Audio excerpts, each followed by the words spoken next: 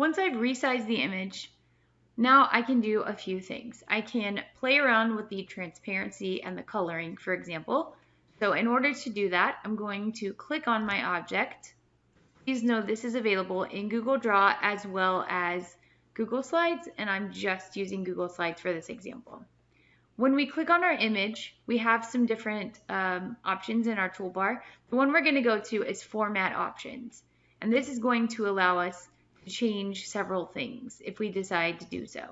We can change the size and position, so you can change where it's located, you can rotate it, you can also change the width and the height if there's a specific size you're looking to get. Or you can always use those marquee handles, which we just saw in a previous video. Another option we have, I'm going to just click this arrow to minimize that menu.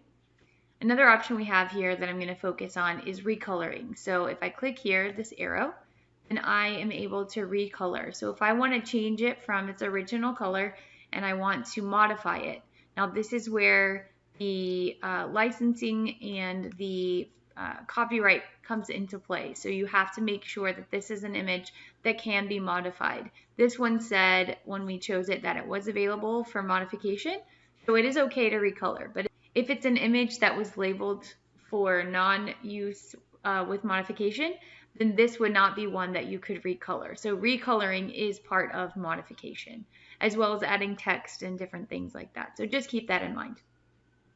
If I want to recolor my image, ultimately, I'm going to choose one of these colors here. So let's go with this one right here, just to see what that looks like. I do like the white background here, but then, you know, I kind of think that looks a little bit different than what I was going for. So in order to change it, I can just go back over here and then choose a different one. So let's go with this one.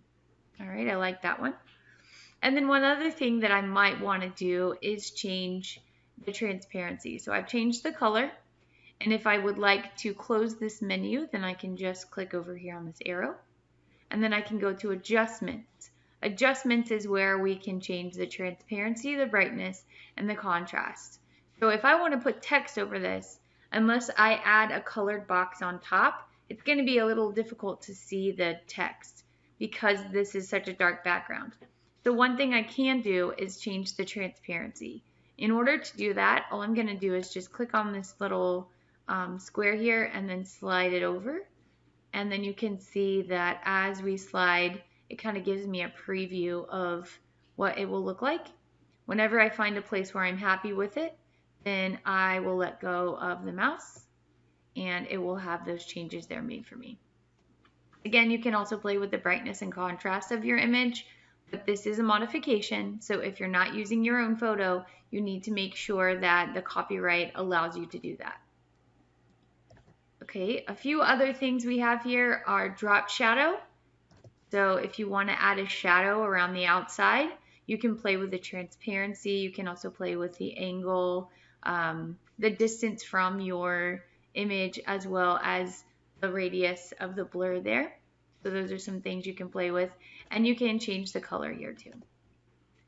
And then finally, if I want to take that drop shadow off, I have added one. You can't really see it too much. There's a little bit of one right here on the edge I can see, but if I want to take it off, then I'll click back on my photo, and then the format options will continue to stay open for me, and then I will just uncheck this box and it will remove the shadow. And then finally we have reflection. So if you want to have a reflection, then we just click and then it will turn it on, and now you can see it's got a little reflection here, but I can also change the distance of the reflection, how far away it is.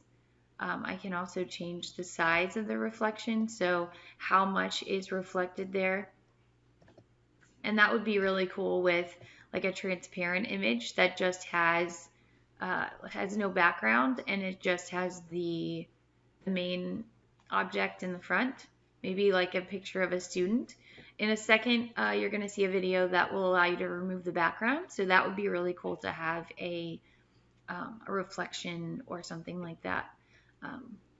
So these are the options for reflections. You can change the transparency as well.